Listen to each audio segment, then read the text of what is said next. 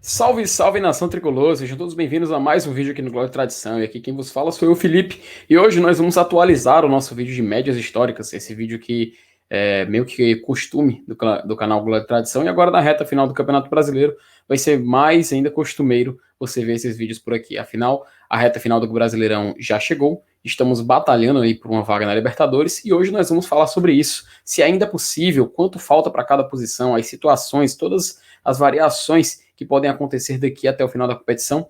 É um campeonato que está bem disputado, então, baseado na média histórica que a gente sempre utiliza, de 2011 a 2020, a gente vai conversar aqui um pouco sobre e vamos ver no que dá. Mas antes de começar o vídeo, só dizer que esse vídeo é patrocinado por 1xBet, 1xBet que é a maior casa de apostas do Brasil e do mundo, que patrocina na Liga, está patrocinando o Campeonato Brasileiro, você pode ver ali no cantinho das placas de publicidade o aviso da 1xBet, e também está patrocinando aqui o Glória e Tradição, que você pode apostar, pode ganhar muito dinheiro, mas usando o nosso código promocional aqui, ó, Glória e Tradição. Então mira o seu celular aí no QR Code, vai lá no site da 1xBet, cria o seu cadastro, cria sua conta, comece a apostar, lembrando que o valor depositado ele é duplicado no limite de R$ 1.500, então você pode se divertir bastante, mas sempre com responsabilidade e tentando entender como é que funciona esse mundo das apostas, é até interessante. E agora nessa reta final de Campeonato Brasileiro, meu amigo, apostar eu acho que não é uma má ideia. Mas enfim, um abraço aí para o 1xBet, muito obrigado por confiar no nosso trabalho. Vá lá, baixe o aplicativo, entre no site, aliás, e se divirta. Então, vamos lá chamar a já gloriosa vinheta e começar mais esse vídeo aqui do Glória e Tradição.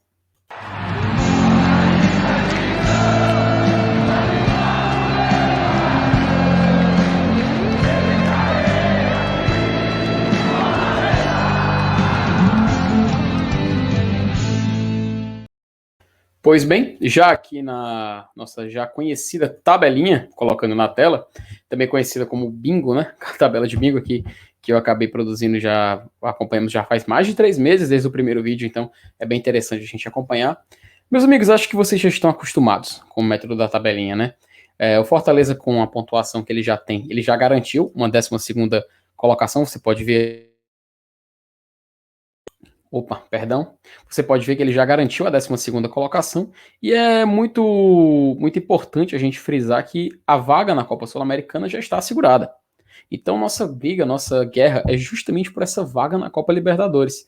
E a gente tem que focar nisso. Lembrando que pode ser até um G9, isso porque o Atlético Paranaense acordou para o campeonato, então pode terminar muito bem ali dentro do G9 do Campeonato Brasileiro. Se ele terminar em nono, não tem como fugir, né? Vai ser um G8 com o Atlético Paranaense no nono colocado, mas se ele terminar dentro desse grande grupo de clubes, ele acaba cedendo essa vaga para o próximo.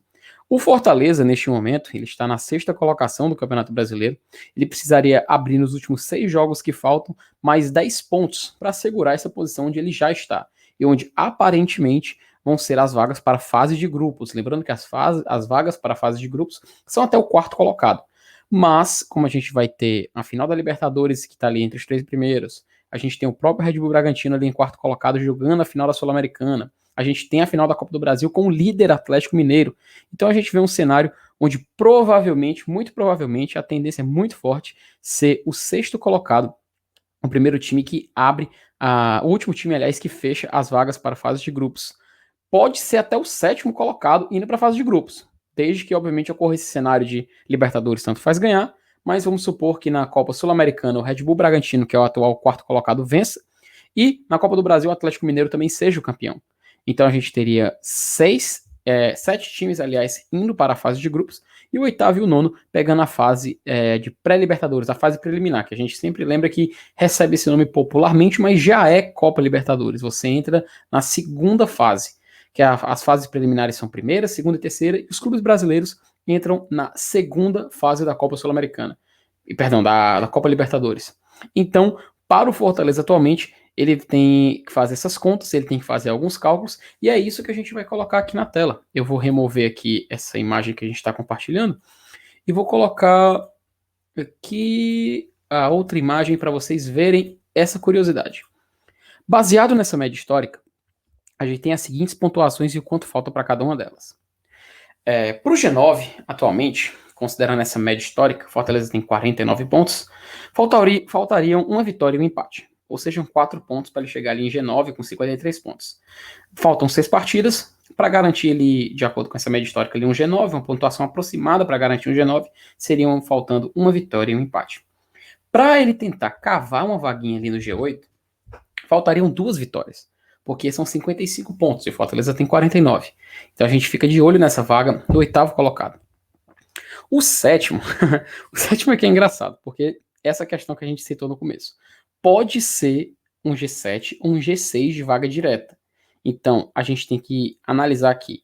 Faltariam, para o Fortaleza alcançar, 2 vitórias e 2 empates, para ele chegar nos 57 pontos.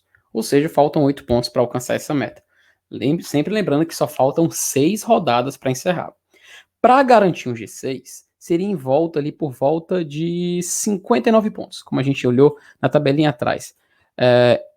Faltaria então, obviamente, 3 vitórias e um empate. Então, a gente dos 6 jogos que faltam, precisaríamos vencer 3 e empatar 1. É uma situação um tanto quanto complicada, mas é algo que o Fortaleza tem que ir atrás, obviamente. Podendo ser um G7, fica até mais fácil, porque a gente poderia vencer 2, empatar 2 e perder 2. Fazer exatamente ali uma média abaixo de 50% daqui para o final do campeonato, e a gente garantiria um G7, mas precisaríamos torcer para no próximo sábado o Red Bull Bragantino vencer o Atlético Paranaense na final da Sul-Americana. É uma tendência muito forte de ser um G7 ou um G6, isso já é certeza de fase para a fase de grupos. Resta saber se vai ser um G7 ou G8, G9 para a vaga preliminar. O Fortaleza precisa prestar atenção nessa reta final do Campeonato Brasileiro. Afinal, a gente investiu bastante nesse sonho, a gente está esperando bastante que o Fortaleza alcance a pontuação necessária para garantir vaga na fase de grupos. A gente vê que para alcançar um G9, por exemplo, ou um G8, ele só precisa de 2 resultados pontuando. Aliás, vencendo um e o outro pontuando. Isso para caso de G9, uma vitória ou um empate. E para G8 falta só 2 vitórias. Focando no que a gente quer focar, que é fase de grupos de Copa Libertadores, o G6 ali é a meta. Então, para estabelecer, para deixar bem claro, para alcançar o G6, Fortaleza precisaria de 3 vitórias e um empate. Teria que vencer metade dos jogos que faltam e empatar um. Lembrando, isso é a média aproximada, pode ser para mais ou para menos. No cálculo para G6, ele naturalmente, na verdade, ele é 58,7. Mas eu fiz um arredondamento para poder fechar em 59 e para a gente ter um número ali mais fechadinho, mais exato. Praticamente com 59 você garante um G6. Então a gente tem que focar nisso. Temos que focar em 3 vitórias e um empate. Esse é o nosso campeonato. Esse é o nosso título. Pois bem, meus amigos, espero que vocês tenham gostado desse vídeo, espero que ele tenha tirado algumas dúvidas de vocês.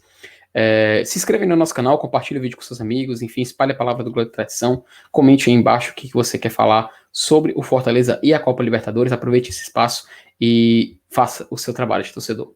Enfim, agradeço a presença de todos que acompanharam a gente aqui até o final, e como de costume, e como eu sempre digo, passe adiante.